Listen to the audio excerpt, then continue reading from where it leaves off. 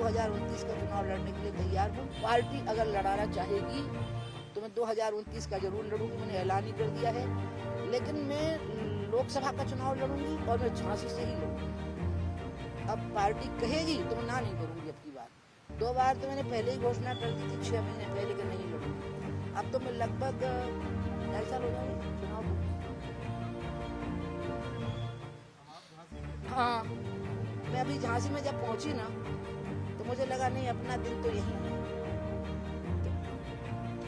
मध्य प्रदेश मेरे दिल में तो पूरा आप भी हो, पूरा हिंदुस्तान मेरे दिल में है, पूरी दुनिया ही है।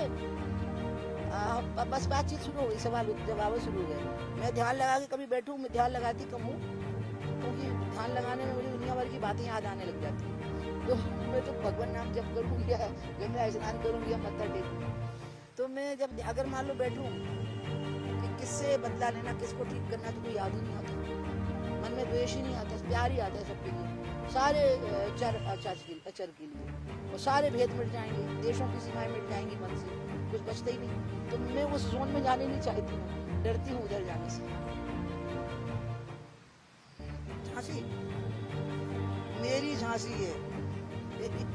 मैं झांसी से एक प्रकार से, आपको पता नहीं है, आप छोटे हो, झांसी और खजुराहो से डबल सीट से सांसद रही हूँ जब राजेंद्र जी वहां से चुनाव लड़ते थे, राजेंद्र अग्निहोत्री जी। और वो हार गए जब मैंने वहां से चुनाव लड़ना बंद कर दिया तो, क्योंकि वो मुझे कहते हो, हमीरपुर भी उसमें शामिल रहता था। झांसी, हमीरपुर, बांदा ये क्लब्ड हो जाते थे।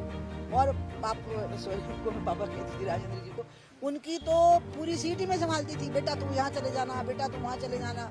और मुझे अपनी लोकसभा सीट पे जाने के लिए झांसी में से निकलना पड़ता था, झांसी जिले से या ललितपुर जिले से। आप कभी देखना नक्शा यूपी एमपी का गुथा हुआ है, तो वो टीकमगढ़ रिजर्व हो गई है ना, नहीं तो टीकमगढ़ बोलती है।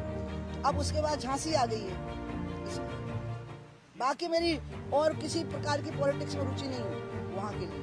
और अनुराग जो वहाँ से सांसद हैं, मैंने दोनों बार चुनाव में उनके लिए ये कहा कि ये मैं नहीं, अनुराग लड़ रहे, अनुराग नहीं मैं लड़ रही हूँ। अब मैं बोलने वाली हूँ कि मैं ही लड़ रही हूँ।